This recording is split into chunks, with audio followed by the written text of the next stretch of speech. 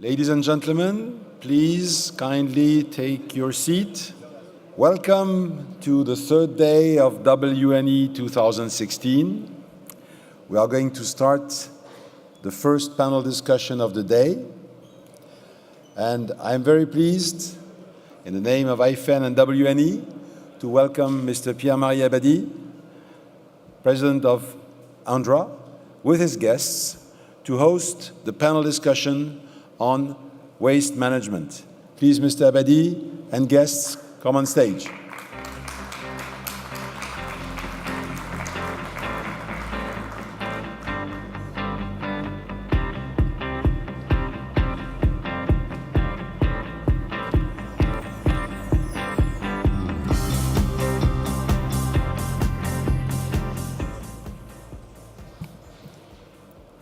Good morning, ladies and gentlemen. Thank you for coming to this first session, first panel discussion of this day, dedicated to waste management. It's my privilege today, as a CEO of Andra, National Agency for Waste Management, to chair this session. It will be quite a rich session because we have 5 presentations plus my conclusion in a short time. The idea in this waste management session is to take into account all the aspects of waste management, international awareness and commitments, sustainable solutions that are to be developed, and also all the social aspects in terms of social acceptance.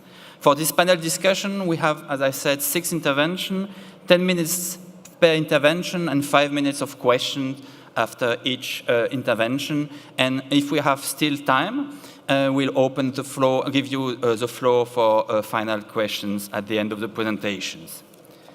6 presentations, we could have made 1 presentation, overall presentation of each country, but we preferred to make very topic-oriented presentation from the beginning, inventory, planning, creation of institution, to siting, operation of facilities, existing sites, and overall system. And so every country at this stage of development on this matter will make dedicated presentation on this different type.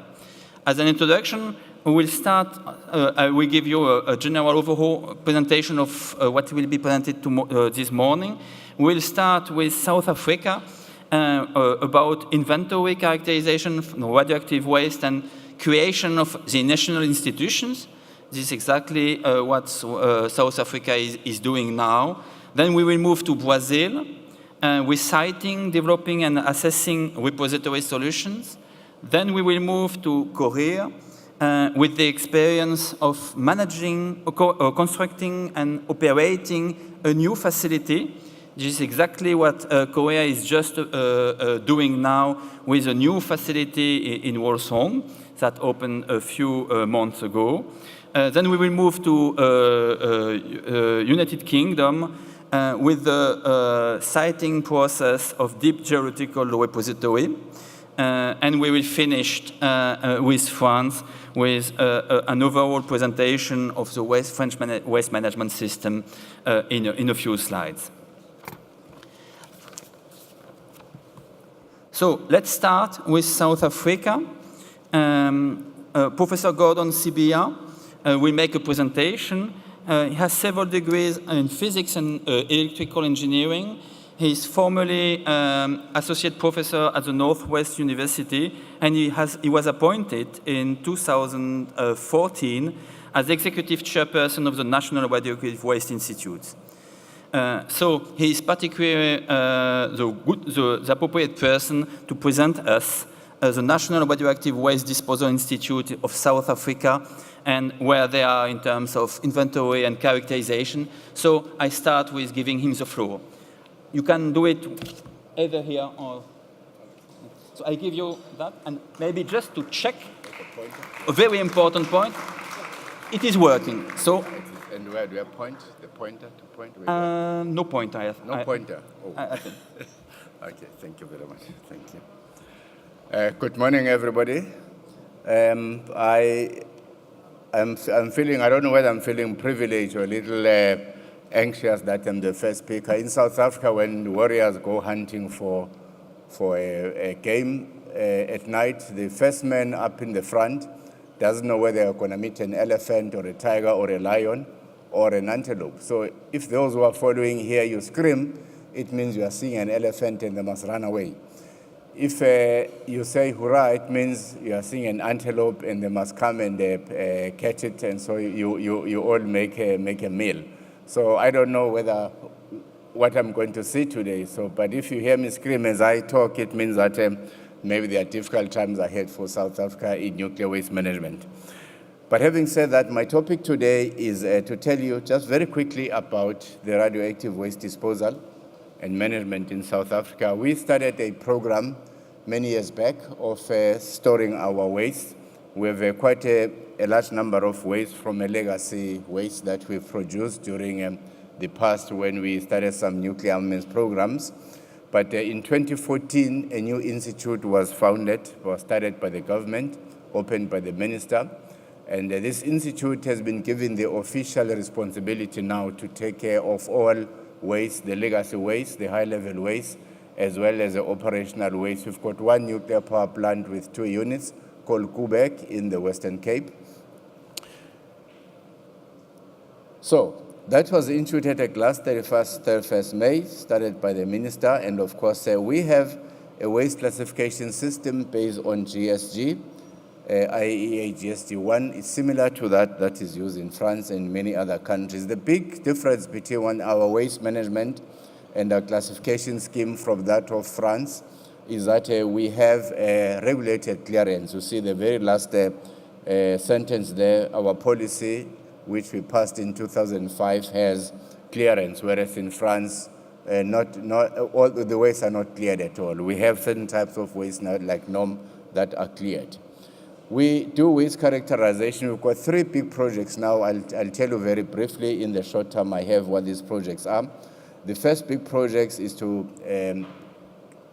design a national inventory of the waste. It's in our act, the National Radioactive Waste Management Act of 2008. One of the big responsibilities that the Institute has been charged with is to come with a national inventory, collate all the waste, and the waste profiles. I don't know how many of you could have seen this brochure that was published in South Africa. It's with the IEA. It's called South African National Radioactive Compliance on Obligations on the Joint Spent Fuel Management. So if you can go on the internet or IEA, you look under South Africa, you will find this. All our waste coming from the nuclear power plant, we're very active radiopharmaceuticals industry, Molly 99. So we have a lot of disused radioactive sources, which we have to characterize and store away. Also for the waste that we collect from Valputs, you can see on the slide there, we have a characterization program. We have a drum scanner. You see the red and blue drums. There's a drum scanner there. We do characterization of the waste. And after that, we package the waste. We have a compacting laboratory where it's not shown here. We also have an incinerator. Some of the legacy waste which we created some years back when we were carrying out the nuclear arms program, which has been stopped now, as you know, since we signed the Non-Proliferation Treaty in 1990. We now have disposed of all of those wastes. So we dispose our operational waste. You can see on the slides there, there is Valputs. I don't have a pointer here, but you can see those 3 slides on top. You can see an aerial picture of Valputs. It's our low-level disposal site. You have the intermediate level waste. You see how we put the drums in shallow disposal geometry, where we dig shallow graves and we just put the waste there, and it will stay there for a long time. You can see the disposal machine that digs, and the trucks delivers those, and we put them all. For high-level waste, we have no solution as yet in South Africa. We are storing all our spent fuel in spent fuel pools. We've gone on a high-density re-racking, so we are storing also on caster cask, which we purchased from Germany, the caster cask. And we are ordering a few more casks because we have no interim storage facility. So I said to you when I started, we have 3 programs. The first program is to start a national radioactive waste disposal, waste inventory and database. We are cooperating with Andra since about 2 years now to develop the waste inventory, and you can see all forms of waste streams, the types of drums we have, the types of waste we have, you can see on the slide, including radioactive sources, which we'll see on the next slide. The last one with purple, you can see DSRSs. We have characterized all these wastes, and they're all stored in the drum, and we have an exact inventory of all the waste we have. So the next project that we're busy with now is to start a central interim storage facility, and we're identifying a site. It'll probably be close to Valputs. I'll go back to Valputs again, that aerial picture there saying Valputs site at Northern Cape. We think the geological formations are sufficient for us to locate our surface central interim storage facility at Valputs. The third program would be then to talk about the deep disposal facility. We're busy again working with cooperation with Andra to do our site location plans, and there's a story that is evolving in South Africa. With those words, thanks, Mr. Chairman.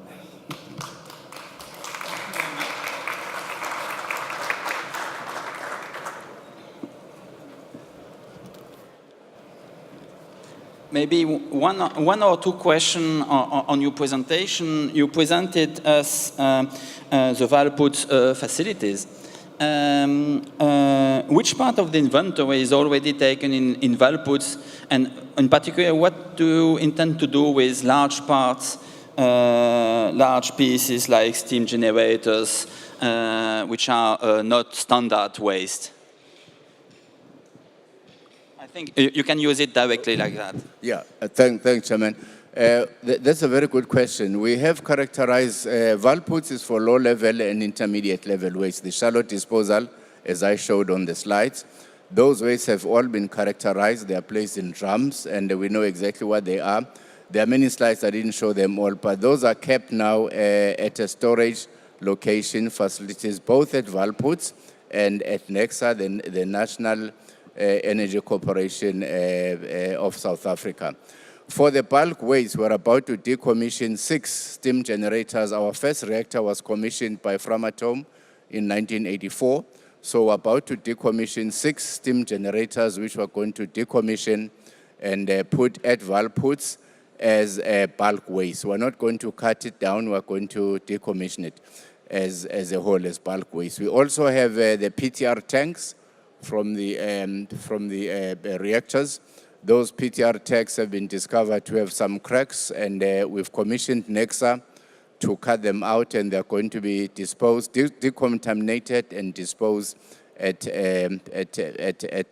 Valputs. But all that is low-level waste. The only problem we have now, we have to upgrade the Valput site to put cranes and handling machinery and equipment to make sure that we can handle the steam generators. You know, these are large pieces of bulk materials, something like more than about 300 tons weight, so those are heavy. But we have the plans to take care of those. Thank you very much. Maybe a second question about spent fuels.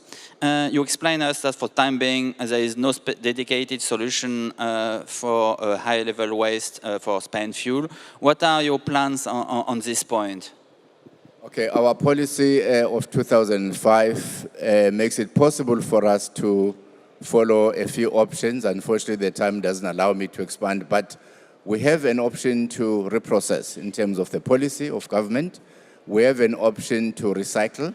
We have an option to do deep disposal. But for now, one of the biggest problems we're facing is that all capacity at our nuclear power plant has been exhausted. I think I mentioned that we went for high-density re-racking, and then we now purchase caster casks, and we're storing all these high-level spent fuel assemblies on site, which, as you know, is not a sustainable solution because we run out of space. And of course, the waste producers have approached government saying, can we try and put a a transient interim storage facility on site. And that proposal is being considered by government, but we don't think it's a sustainable solution. We think as the Institute, the sustainable solution is to build a remote central interim storage facility where all the waste, because by law, unlike in Switzerland, for example, and in Finland, by law in South Africa, the waste producers, the waste generators cannot be owners of the central interim storage facility. That is an independent facility owned and run by the Institute, which reports to the Minister of Energy. So our primary challenge, the chairperson, is to have the central interim storage facility built so that all the waste, all the high level, and we prefer to call it used fuel, not spent fuel, because the policy says we can reprocess or we can do deep disposal. So if we decide to reprocess, it's going to be a long-term thing. For now, we need the central interim storage facility to move it from Quebec site and to put it in the CSIF, awaiting a further discussion with government. But that gives us time to plan ahead, and it gives the power producers more space to store the spent fuel. Thank you very much. Thank you very much. Now maybe, as you said, let's move to Brazil and talk about siting, developing and assessing repository solution. And for that, Mrs. Oliveira de Tello is exactly the appropriate person. As a chemistry and nuclear engineer, she is appointed at the Nuclear Technology Development Center, an institute of the Brazilian Nuclear Energy Commission, and she coordinates research and development, in particular on the project for the implementation of the Brazilian repository for low and intermediate level radioactive waste. So she is really the appropriate person to talk about siting, developing a repository solution. I give her the floor. Thank you very much.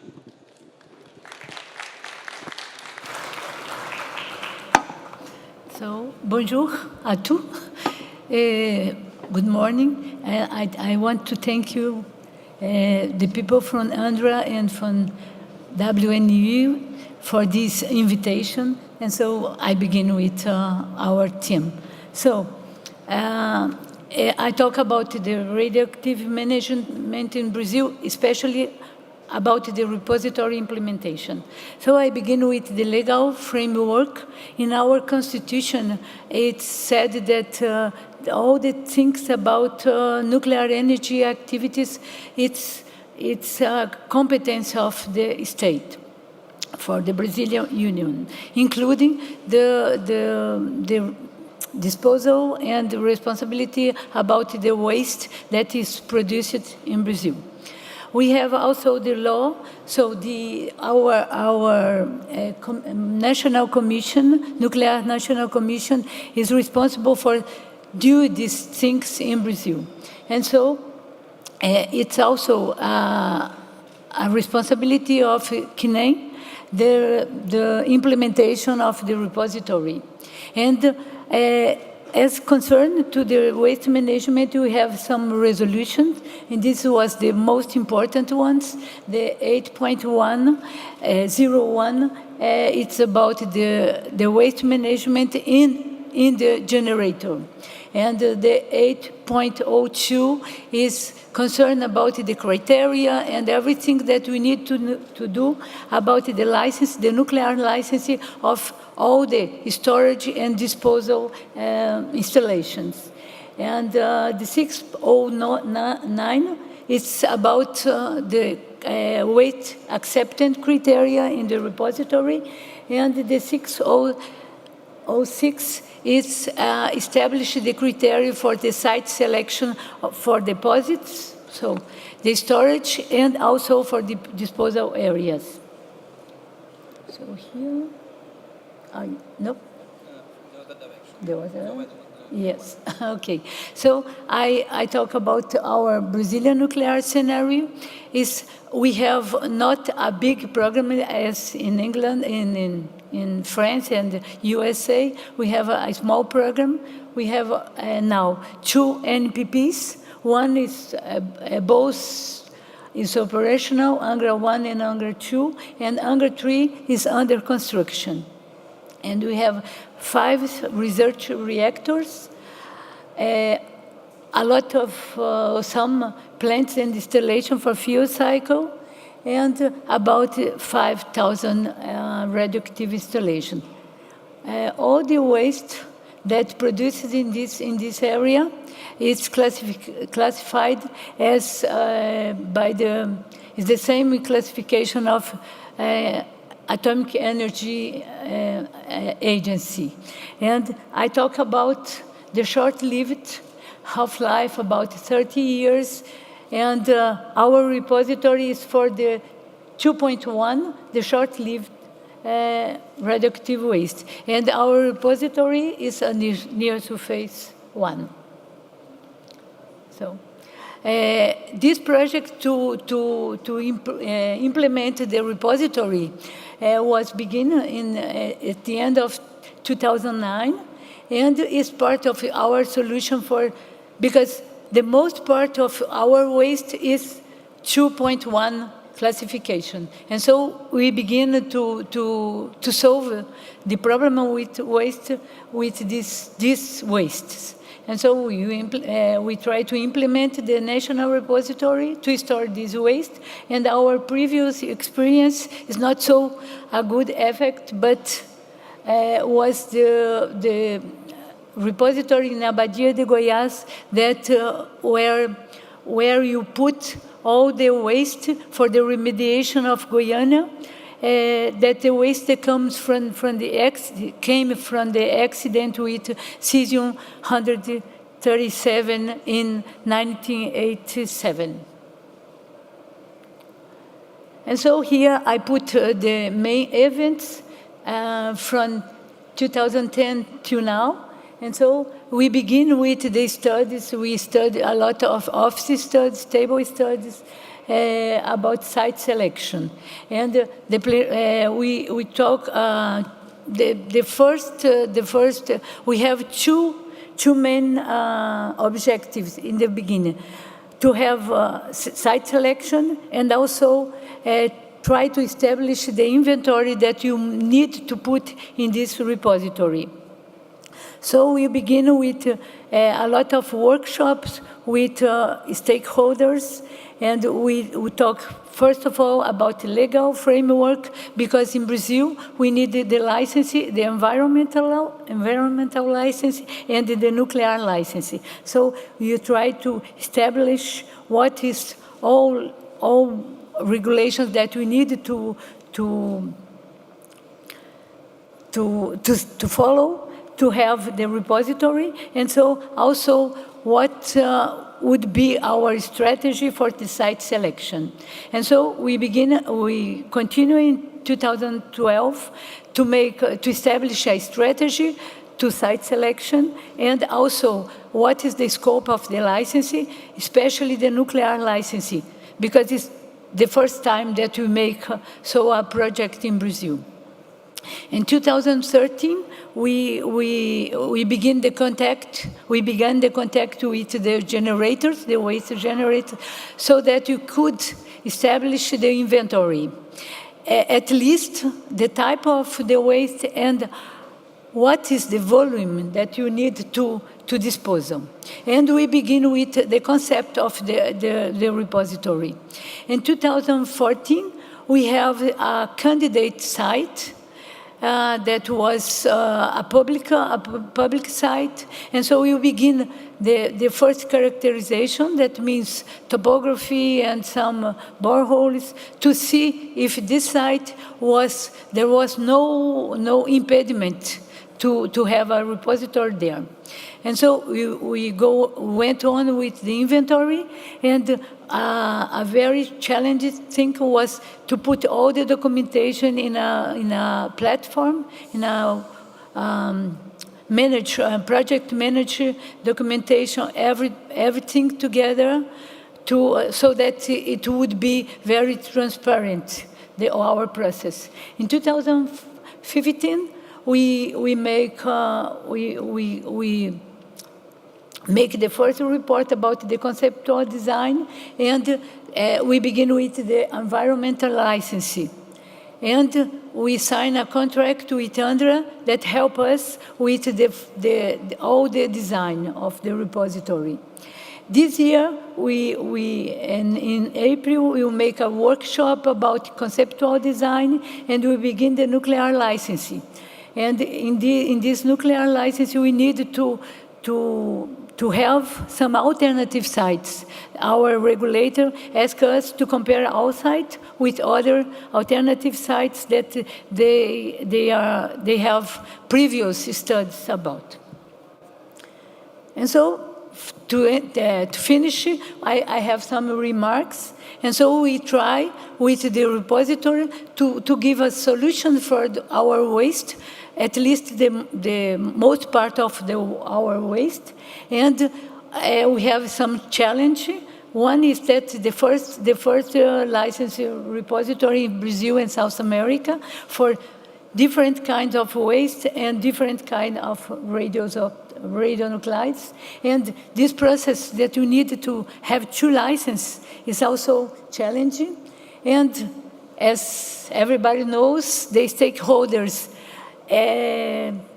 when you decide what would be our site, we need to discuss with the people, for local people, and this can be a challenging problem. And so, as we have not a big program, we need to optimize our resources and time, but still think in the quality. So thank you.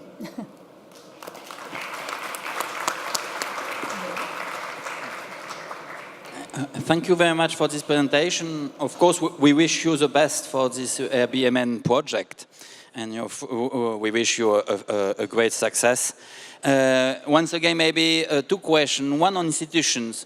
In the presentation of our South African colleague, we saw that in South Africa there is a dedicated institution for waste management. I understand it's not exactly the situation in Brazil. Do you have any intention to create dedicated institution to manage waste management? Yes. It's okay? It's okay. Yeah. Yes, in fact, we have planned to have an institution dedicated only to waste, but till now we couldn't not afford this goal.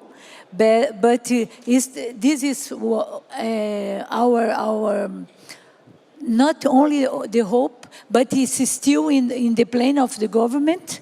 But the problem that you face now is this disturbance in the political issues, and so as soon as we have the new ministry, I think we can go on with the subject. Thank you very much. And also for Brazil, once again, the same question as for South Africa about spent fuel of the existing nuclear power plants. What are your intentions on this point and on geological disposal? Yes, this is a good question. Yes, as our program is small, nowadays the spent fuel are stored in the nuclear power plants, and they take care about them because in our law it's not previewed that they are at the moment high level waste. Because there is no decision about reprocessing or repatriation or reuse, something like that. What the NPPs do now is to provide some pools, and they study a dry storage, but on site. Till a solution, because this is also a political, not only technical solution, but also a political decision. I can imagine. Thank you very much. Let's move now to Korea. Korea and CORAD, which is the agency in charge of waste management, is particularly a strong partner of Andra, has been a partner for many years. They just opened 1 year ago a new facility. And so we suggested them to share with us their experience in opening and operating a new facility. So I give you the floor. Thank you very much. You want to do it? Yeah, okay. Here you are.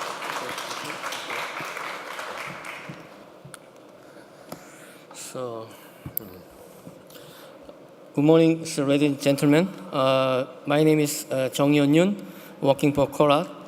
I'm very honored to be here to make a presentation. First of all, this presentation was scheduled to be delivered by our boss, Dr. Lee, but he is not feeling well today, so I'm going to make a presentation on behalf of him. Okay, I'm working for Korat, okay, it's the Korea Radioactive Waste Agency, which is a dedicated implementer for radioactive waste management in Korea.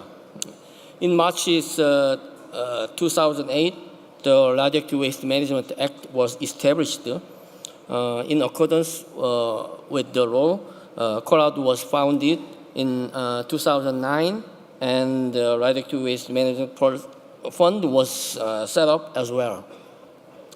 Korat has a broad spectrum of mission by the Act. Actually, it covers the whole areas of radioactive waste management, except for reprocessing of the high-level waste. Actually, but yes, it's quite similar as Andra in France. But so we have some more, one more in the scope, transportation. Yeah. In addition, the administration of the radioactive waste management fund, rabbit from the waste generator, is also committed to the Korat by the Act. Actually, I'd like to call the Korat, including the Dr. Lee, the safe doctor.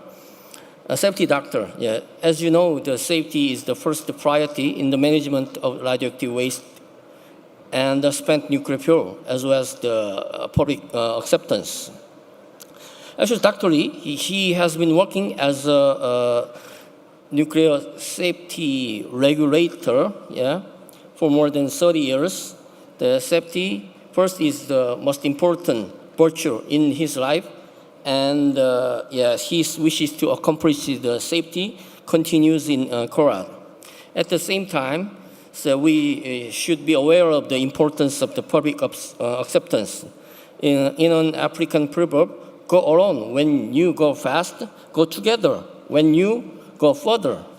Public acceptance is the point, go together when you go further. Last but not least, I believe that the safety and the trust should be based on the technology. Technology development is one of the very important Korat activity. Oh, sorry. Yes, Korat is, so these three is the main core values: safety, trust, and technology. Yeah. Safe, I would say safe, trustable technology, based on technology. Yeah.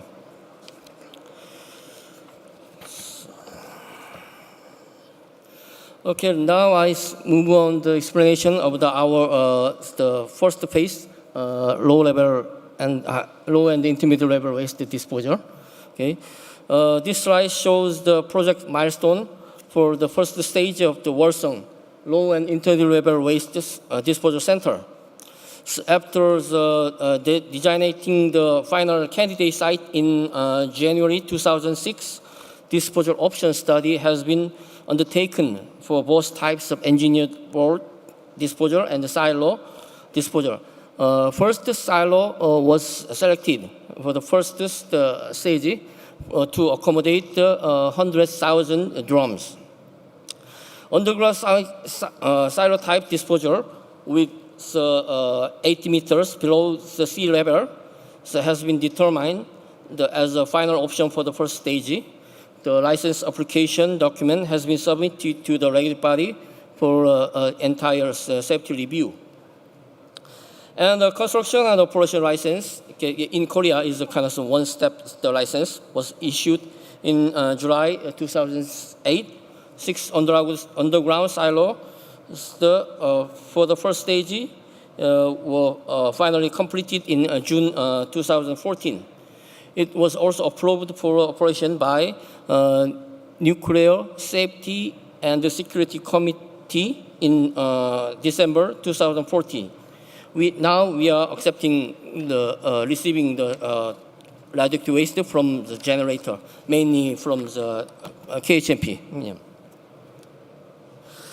Now I move on the slide for the project milestone of the second phase of the low and intermediate waste. As an ongoing activities, CORAT has started the second stage disposal project. This slide shows the project milestone for the second stage expansion of the Walsong Disposal Center. We are considering the engineering board type near surface disposal facility accommodating up to 125,000 drums for the first stage and the same capacity for the second phase within the same designated boundary. After the site suitably evaluated and the detailed design is being developed. In order to enhance the local acceptance, the public hearing process for the residents is being also carried out, led by CORAT. Okay, now I move on to the further step. Okay, recently our government announced the national policy for the spent nuclear fuel management. When it comes to spent fuel management policy, actually there are 4 major decisions that has been made so far. First, in 1988, it was decided to construct the centralized storage facility by the end of the 1997. But as you surely know, it's failed. Okay, so and after struggling several times, okay, then the Korean government decided to separate the spent fuel issue from the low-level waste. So we finally complete the low-level waste. Then, but still we have the spent fuel issue remain. So, and lastly, in 2012, Atomic Energy Promotion Council decided to start the stakeholders engagement program by organizing the public engagement committee from 2013 in order to reach a kind of social agreement on spent fuel nuclear fuel management. Yeah, actually we realized the public assurance, yeah, and by collecting the public opinion is very important. So after the 20 months research project called the Development Option and Roadmap of Spent Fuel Management was implemented by the August 2011. The Korean government organized the Spent Nuclear Fuel Policy Forum in November 2011. Then which is activities was followed by the PECOS. We call this the Public Engagement Commission on Spent Nuclear Fuel. The PECOS, the last June 2015, the PECOS issued a recommendation report which contained 10 very important recommendations for the spent nuclear fuel management. Okay, this is a very schematic drawing for the national policy for the high-level waste management in Korea. Actually, we have a very challenging object. Okay, it's in accordance with our draft of the national policy for nuclear fuel management. Okay, actually, if everything is going well, we're going to have the disposal site for the high-level waste until the end of the 2042. Yeah. So throughout the period, we assigned 12 years for the site securing and 7 years for site evaluation. And in the middle, we have a plan to establish the interim storage facility around the 2035. Okay, so hopefully, if everything is going well, the construction of the repository will be finished the 2053. Okay, and starting with receiving the CANDU spent fuel first. Finally, let me briefly talk about the cooperation between CORAD and Andra.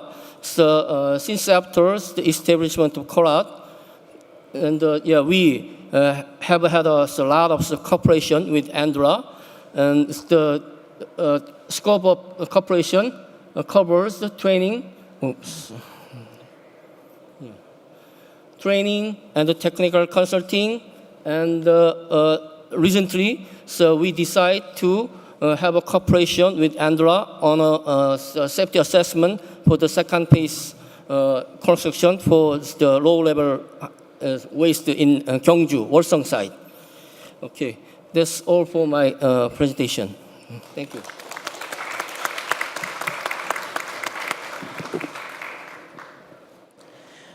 Thank you very much for this very comprehensive presentation of CORAD and CORAD's project.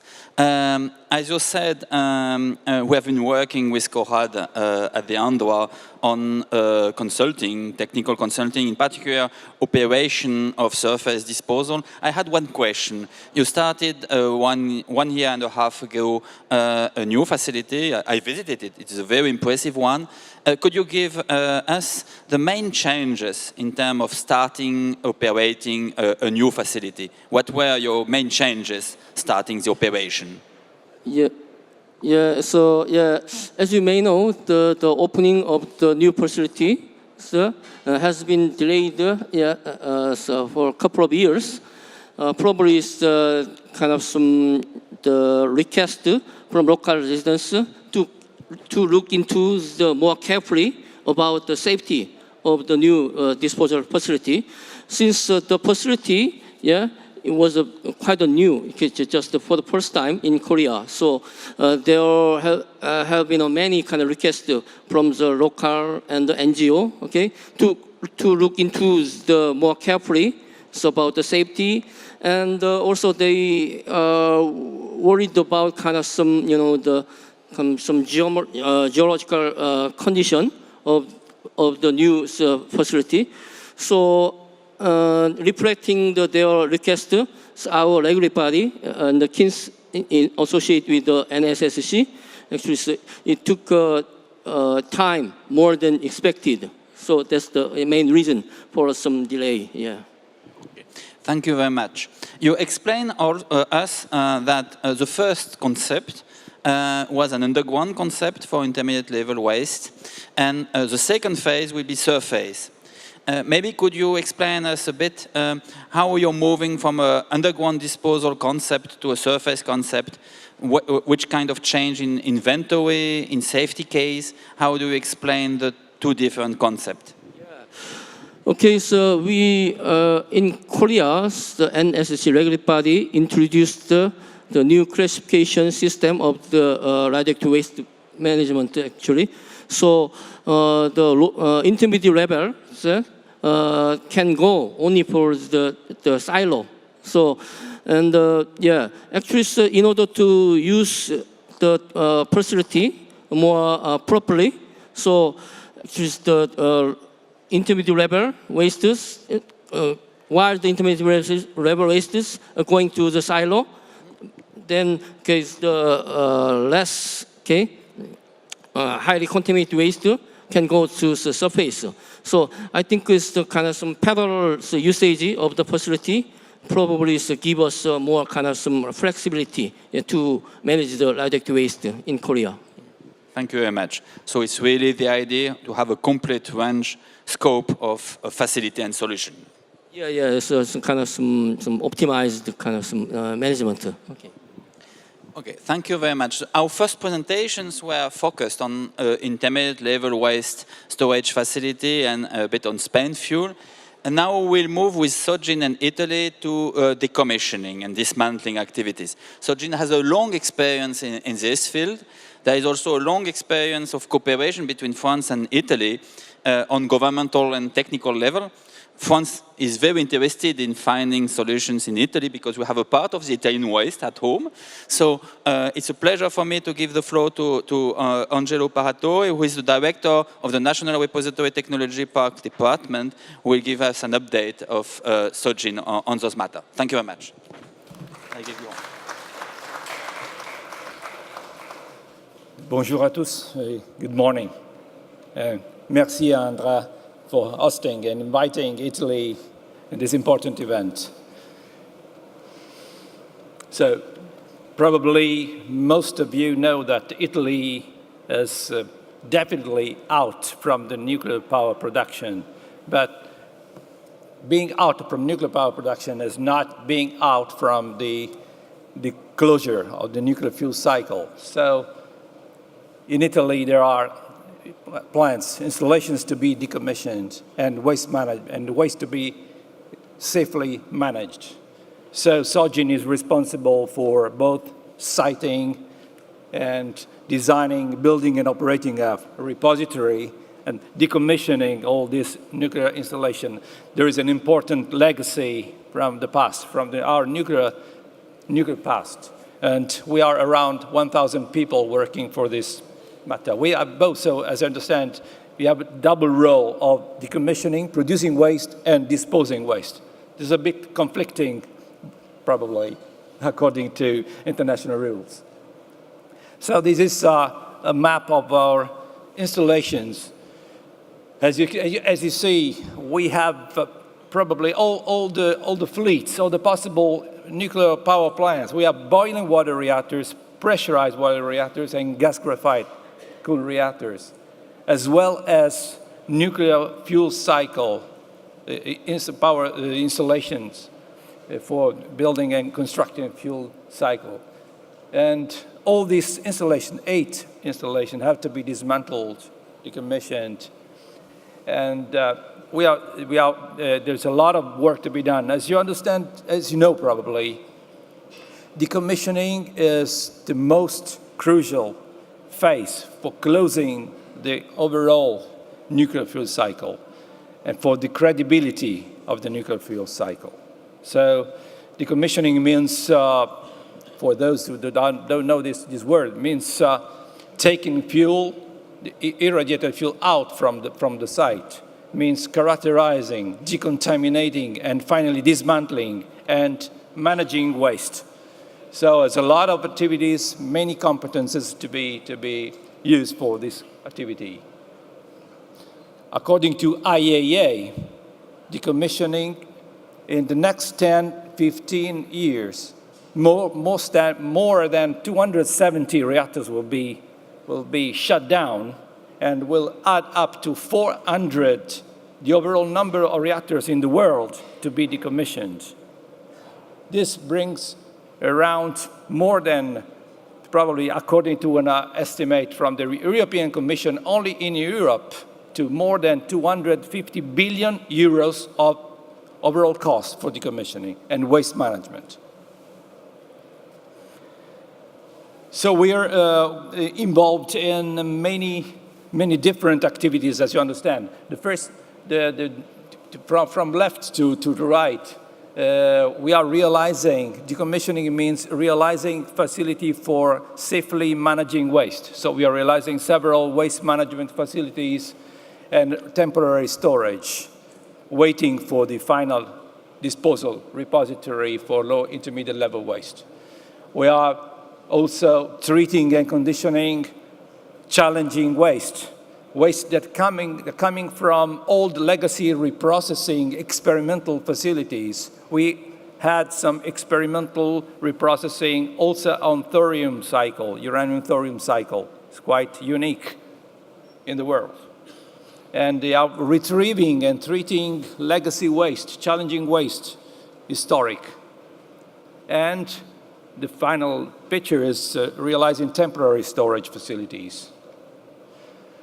We are, in Europe, the management of waste is a common practice. And safely managing waste means also realizing repositories. And we are on this track right now. So this is really paramount importance. So a standard nuclear power plant, light water nuclear power plant, may generate more than 5,000 cubic meters from the overall cycle. So this brings more than 2 million cubic meters in the world, the overall quantity of waste to be safely managed.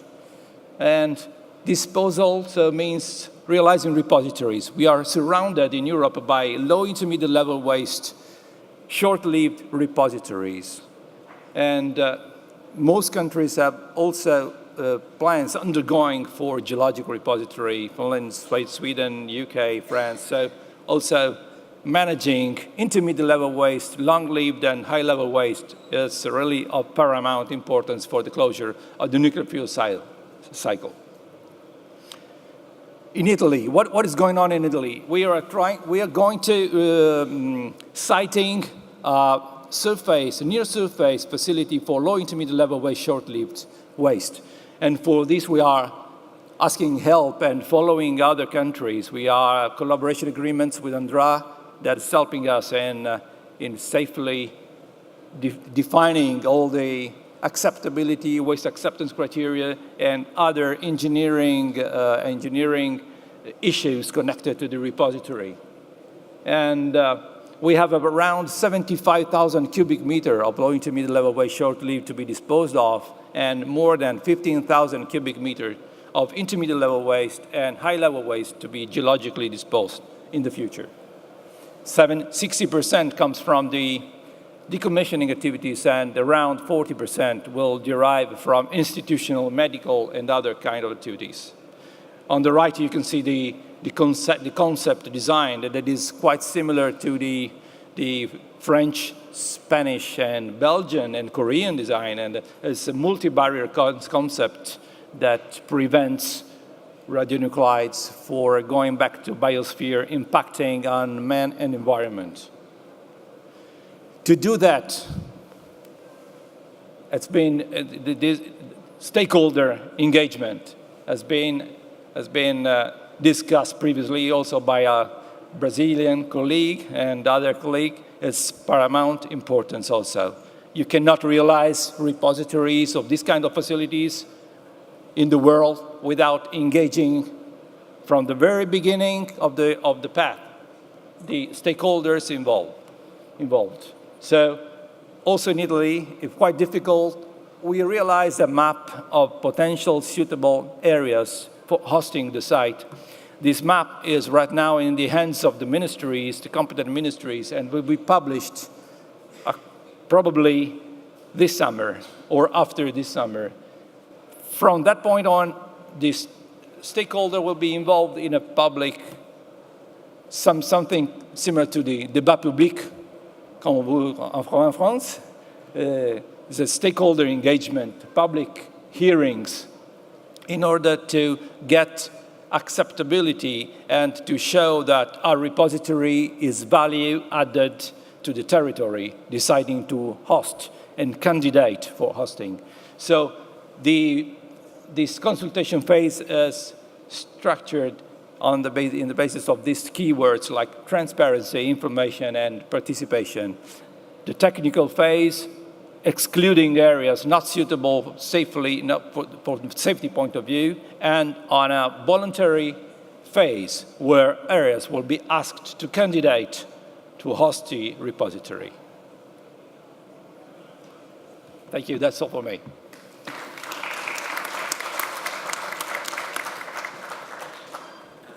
Thank you very much.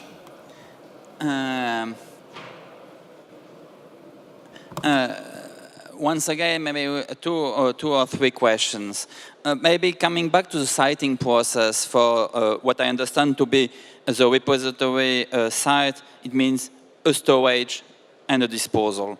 You talk about the siting process, and of course, we all know that it is a sensitive and political question linked to social acceptance.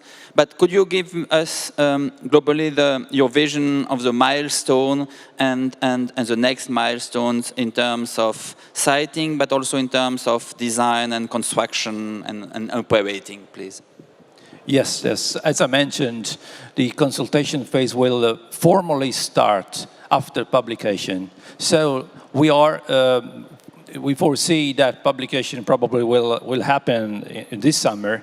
In 4 months' time, we will have the public debate, the so-called workshop, national workshop. It's a huge event involving all the territories and areas involved, trying to demonstrate which are the safety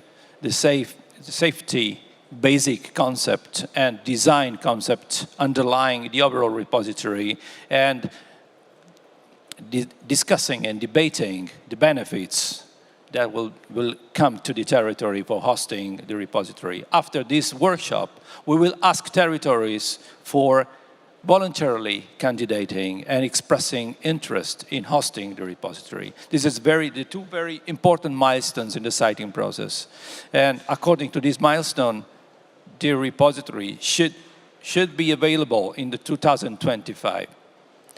So this is quite a very important milestone, because we have a treaty, intergovernmental treaty with France for receiving waste residues from Areva from reprocessing fuel. Okay, thank you very much. Juin is the first institution in this panel discussion who is dealing at the same time with waste management and dismantling. 2 years ago at the World Nuclear Exhibition, we had such a panel discussion about the holistic approach of dismantling and waste management optimization. Could you give us some information how you are trying to optimize waste management at the level of dismantling preparation? It's a very good question. As I mentioned, as I told to our French colleagues many times, the discussions and fighting are almost always in the same family. So we are producers and also responsible for disposing. So in some way, this could be optimized. We could optimize decommissioning in order to make waste more acceptable for repository, and design the repository to make it more suitable for hosting and for disposing waste coming from decommissioning. But this is not very easy. It's not easy because we have, as I mentioned, tons, thousands of cubic meters of legacy waste that were conditioned in the past. And it is the situation quite similar to the UK situation, where intermediate level waste not suitable for surface disposal were conditioned in the past. And this will require a huge work in retrieving, retreating probably, and reconditioning in order to make this waste acceptable for the surface repository or for the final geological repository. And this making a sort of trade-off between early reconditioning and deferred deconditioning, one increasing safety and the other one increasing acceptability in the final repository. Thank you very much. And thank you for the transition to UK, because now we will move to Bruce McCurdy, who is Managing Director of the Radioactive Waste Management Limited, which is a subsidiary of the National Decommissioning Agency in UK. UK, of course, has a long history of nuclear, is also restarting a very impressive program of investment in nuclear. And so waste management, of course, either for intermediate level waste or high level waste, a very sensitive and key question in UK. So it's a pleasure to give the floor to Bruce McCurdy to give us an update of UK situation and politics. Okay, good morning, and thank you, Pierre-Marie, for the introduction and for the invitation to speak briefly about the UK siting process. We are Radioactive Waste Management, a relatively new company in the UK. We're responsible for the long-term waste management of what we call higher activity waste, which includes high-level waste from reprocessing, spent nuclear fuel, and intermediate-level waste, which isn't suitable for shallow disposal. We're responsible for the legacy of wastes, which amount to about 500,000 cubic meters of higher activity wastes, and we will also be responsible for any wastes which are generated from a new nuclear build program in the UK. And currently there are plans for a 16 gigawatt new nuclear build program in the UK. So our vision is a safer future by managing radioactive wastes effectively to protect people and the environment, and that splits into two parts of a mission, one which is delivering a geological disposal facility, and the other part which is providing radioactive waste management solutions, which we're proceeding with now, with the generators of radioactive waste, both from the Nuclear Decommissioning Authority sites and from other sites in the UK. This is all set out in our corporate strategy document, which we have a few copies of available today, but is also available to download from our website. We're responsible for all of UK policy, for implementation of all of UK policy. It's slightly complicated because we have, for each of the countries within the United Kingdom, devolved administrations, and waste management is a devolved policy issue. Now, the situation currently is that England and Northern Ireland are covered by this document, which is shown on the screen at the moment, which is a policy for a volunteer-based implementation of geological disposal.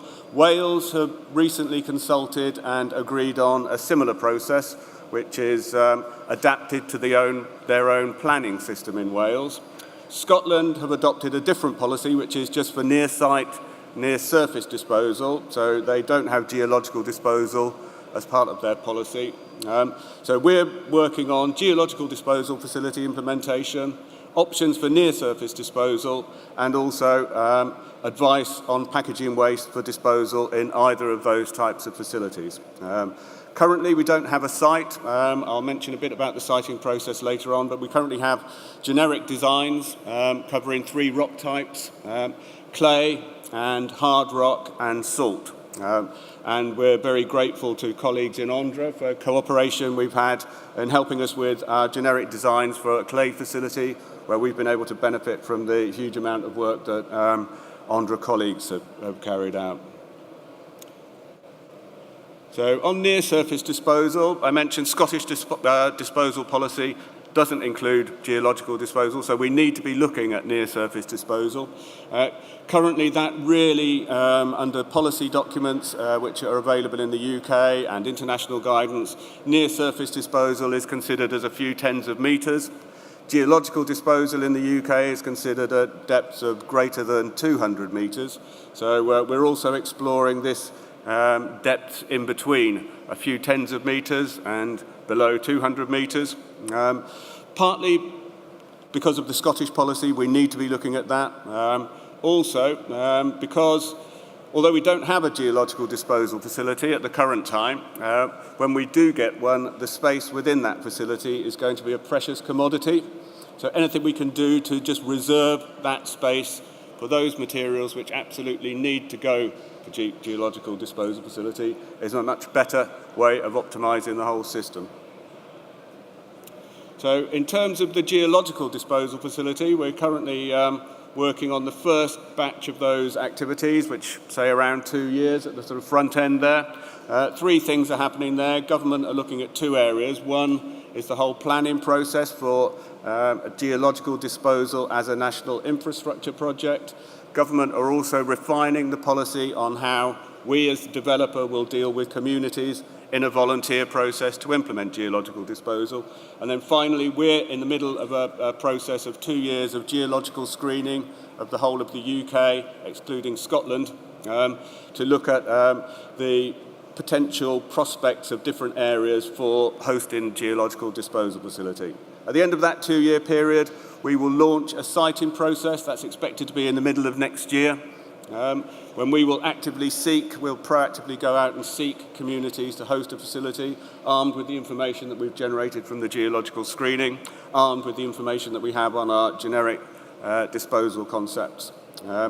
We expect that the period for siting will take around 15 to 20 years to confirm a site, and then construction, operation and closure of a geological disposal facility over the next 100 years. I mentioned that the political situation with the devolved administrations was complicated. It's probably got even more complicated in the last week or so with the Brexit vote, but we've yet to see exactly what that will mean to this particular programme. So with that, I thank you for your attention.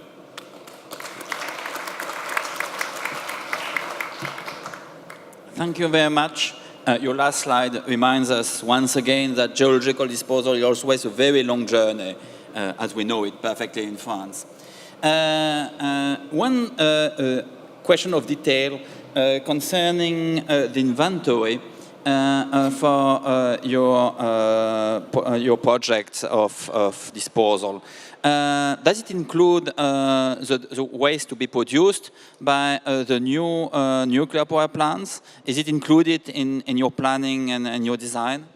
Yes, it is. So we have planned for, as I say, around 500,000 cubic meters of waste from the legacy program, and then the waste that would be generated from a 16 gigawatt program of new nuclear build. So we have estimates of what fuel would be derived from that program.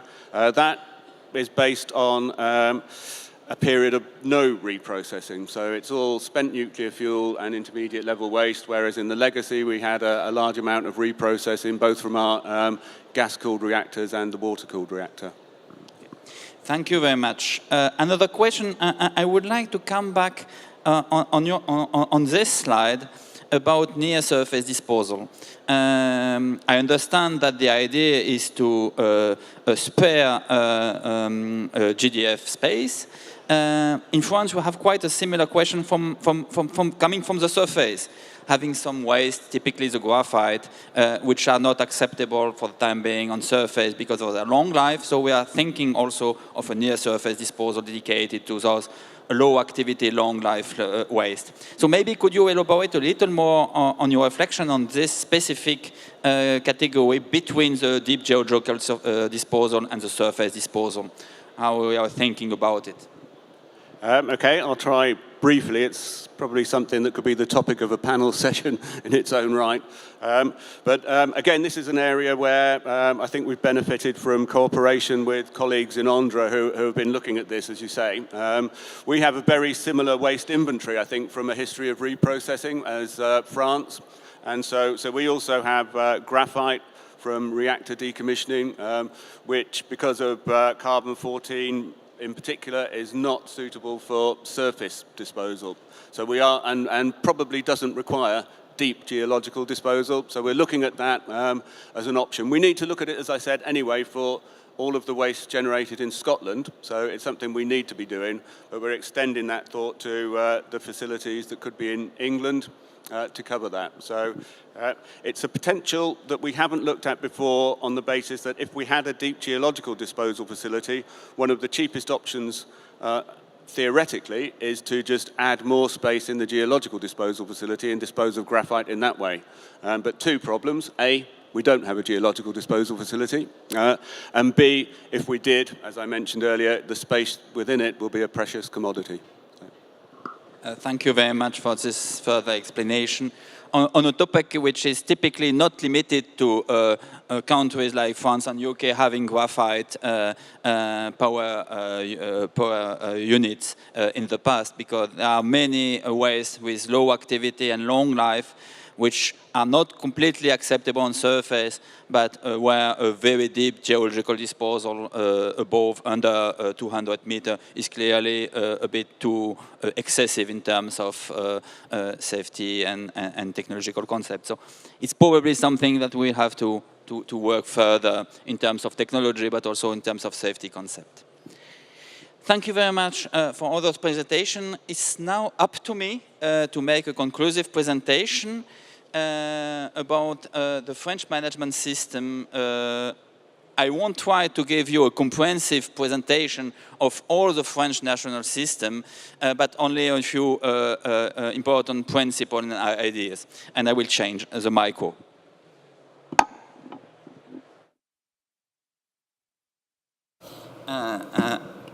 As you know, radioactive waste management in France is really a national issue with an overall system which includes institutions, process, and general planning. In terms of institution, of course, there is a one-stop shop agency, which is the Andra, which is there to develop, implement, and operate a safe solution for waste management. But it is also a regulatory framework with inventory, with planning piloted by the safety authority and the French administration with the Ministry of Energy, with a national plan for management, and more globally controlled by an independent safety authority, evaluation by a national commission of very high-ranking academics judging, evaluating our research and technology development. It has been a long history. It started in 91. And now we have 30 years of history in terms of institution and process. Why do I insist on institution and process? This is exactly because it is a long journey. And because it is a long journey, on this long journey, there can be many incidents, many difficulties, many crises in the society, in the debates. And it's very important to have very robust institution and process. And among those institutions, as I said, there is the agency itself. The agency created in 91. Previously, it was a department of the Research Institute, CEA, but now we have an history of more than 25 years as an independent body, a public agency, public body, but independent from the producer. Independent from the producer doesn't mean that is not contradictory with the fact that we are completely financed by the producer because it is the principle of polluter payer, but we are independent. It means that we have all the capability in terms of research and development, in terms of design, and in terms of operation of sites, industrial sites, which give us a global overview of all the activity. Global overview also because we are responsible for all waste and all waste management final solutions. And it is also, from my perspective, a very important point for us in terms of policy, but also in terms of practical industrial operation, because we have a competency and a knowledge of all the different categories of waste and all the characteristics in terms of safety, in terms of industry, of the solutions.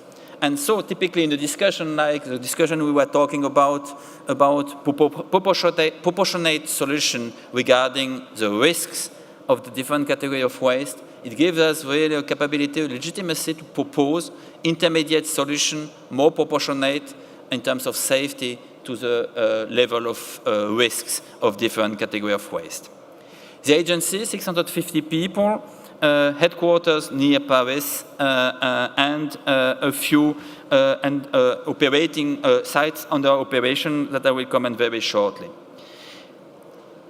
The oldest one, it was our intermediate level, low and intermediate level waste, short-lived waste that has been operated from 69 until 94. It is an exclusive experience in terms of capping, monitoring of disposal facility, which is now closed and under monitoring for 300 years. It is just near the La Hague plant. Of course, if it is now closed and unmonitored, it means that we have another facility. It is in the eastern part of France, in Aube, which is our existing low intermediate level short-lived waste facility. 1 million cubic meter of capacity, which is now has been operated since 92. It was at the beginning designed for waste coming from operation of nuclear power plant, typically. But now we are more and more dealing with waste coming from the dismantling. And you can imagine it is new challenges, not only in terms of quality of the waste, but also in terms of industrial handling, manipulating of this waste, as it was explained also in other presentation of this panel. In 2003, we commissioned an additional facility which was dedicated to very low-level waste just near our existing facility.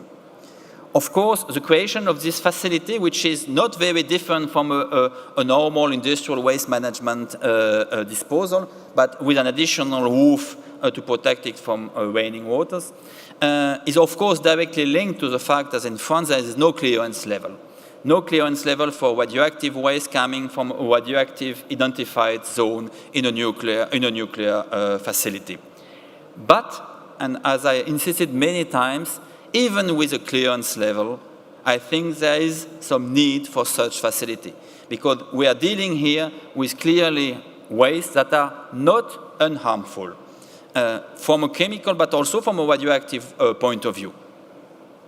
Of course, it doesn't mean that we shouldn't think to other kind of facility for very, very low-level waste coming from the dismantling, of course, and we are working on that to add in our scope additional kind of facility. But it's clear that in such a category of facility, there are really wastes that are appropriate and justified to go in a dedicated facility.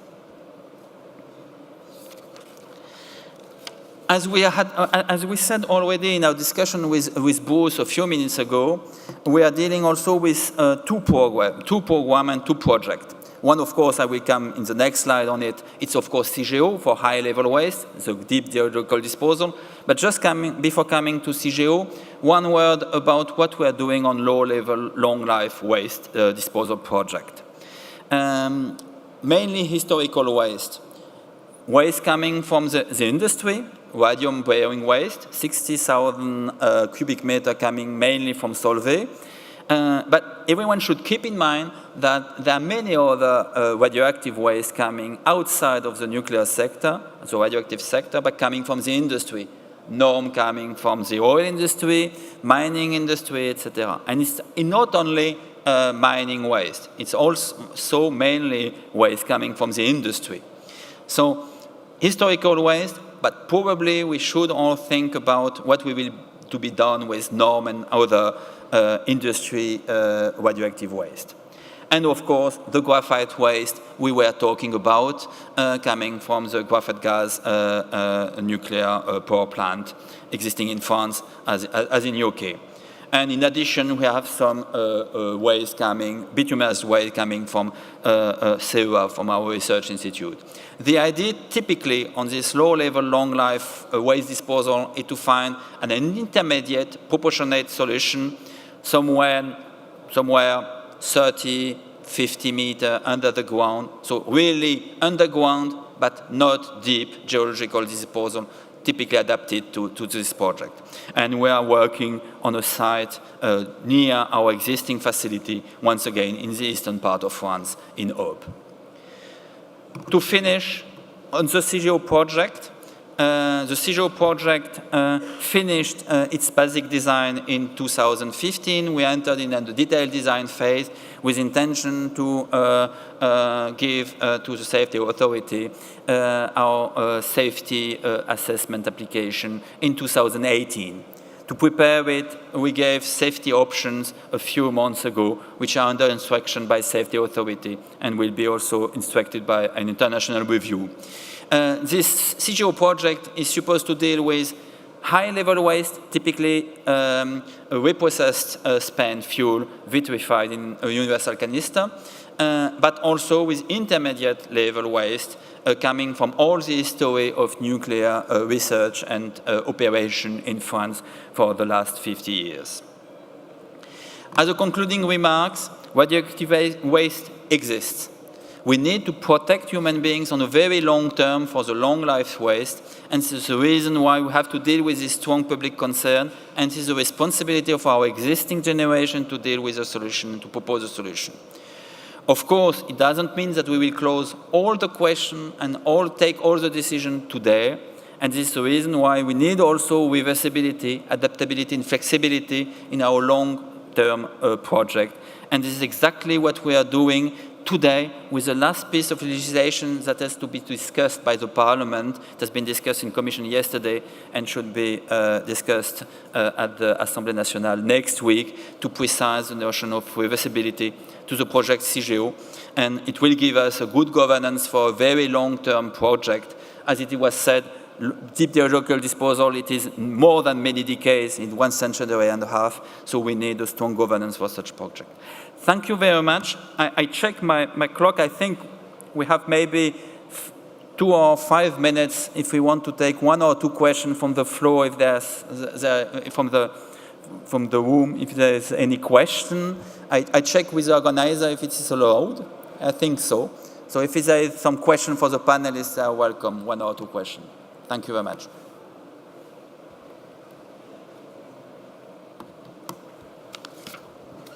Thank you very much. Melissa Dieneke from the Dalton Nuclear Institute in Manchester. I have a question, and it hasn't really been touched on, in terms of public assurance and the role that an underground research laboratory can play.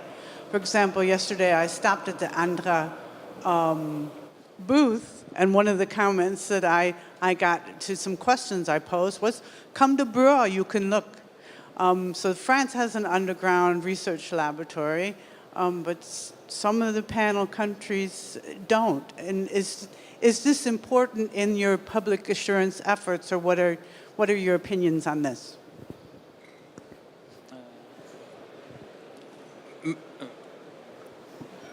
So, from a UK perspective, we don't have an underground rock laboratory. Currently, we have no plans for an underground rock laboratory. But what we do is have access to other underground rock laboratories, and we have used with communities visits to the Bure facility and also to the SBU facility in Sweden, working closely with our counterpart organizations in those countries. So we can see the benefit.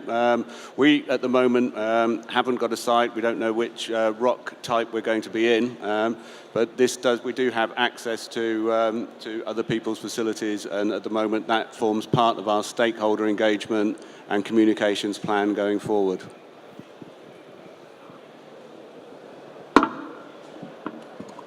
Okay, we are about to launch this new projects for the management of high-level waste, and I think the underground research laboratory is included in our project scheme, and it is absolutely necessary, not only for the development of technology, for safe management of the low-level waste, but also is public acceptance. Okay, actually, it can give the public what the high-level waste disposal looks like. So, and it's give a lot of the useful information, not to the public as well as to the researcher and the engineer. Okay, so it's definitely needed, I think. And maybe to complete the answer, of course, from a French perspective, the underground laboratories was essential. Was essential in our process. But to understand it, we have to come back to the history, because it started in '91. And in '91, the principle of the '91 law was to start with 15 years of research. And at that time, we had 3 open options. Transmutation, separation and transmutation, in interim under the surface storage, and underground disposal. And the 3 options were open, and the 15 years of research were there to prove the feasibility and to make a choice in 2006. So the underground laboratory first was to make a demonstration and to help to make a feasibility assessment in 2005. It was the first objective of the underground laboratory. The second time of the second phase was to not only know more about the phenomenology of the rock, host rock, in relation with radionuclides and the concept of geological disposal, but to move more in terms of assessment and knowledge about the host rock, its behavior, mechanical, thermal, etc.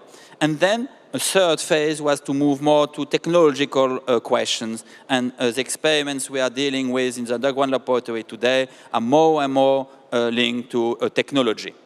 So it makes sense for us in our development, but it doesn't mean that every country needs to have an underground laboratory. We can reuse and study demonstration experience that has been made in one or the other underground laboratory. Before having our own underground laboratory, we cooperated with the Swiss and with our Belgian colleagues. Typically, in the granite, Sweden and Finland made common cooperation, and the laboratory in Sweden is completely different from the Finnish one. The Finnish one is much more pilot, preparing the future underground disposal. So it depends on the history, and of course, for countries dealing with clay, what we learned in the underground laboratory, in our clay host rock, can be reused typically in UK, where we have more or less the same clay structure in UK. And we have strong cooperation also with Belgium and Switzerland. So of course, I insist on the fact that for us, in terms of demonstration, then assessment and technological development, underground laboratory is essential, but it is also a tool that can be used by other countries and in terms of cooperation or definition of experience. We can maybe, yes, 2 questions, and after we, this one, and you. My name is Rogério from Brazil, and my question goes to the Italian participant, Italian colleague. I'm interested in knowing about the steps you've been taking before the real public consultations start. Has Sojin selected the initial region of interest and then applying criteria, select some candidate sites? And if it's so, have you given preference to the so-called nuclear municipalities? And finally, how many municipalities do you have on the hands now? As I mentioned, the first technical phase consisted in applying criteria, safety criteria defined by the safety authority. And these safety exclusion criteria are based on seismicity, suitability to floodings, distance from coasts, height, tsunami, and all other the natural parks, populated areas, just like IAEA Guide 29 requires. This excludes more than 99% of the overall Italian territory, but leaving enough areas for a voluntaristic approach. So the map includes several tens of areas that will be asked for this expression of interest. So the voluntaristic phase will start just after these. A last question, please.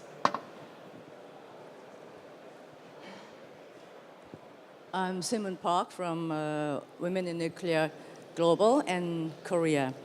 I would like to ask maybe 2 questions. I've seen your French presentation.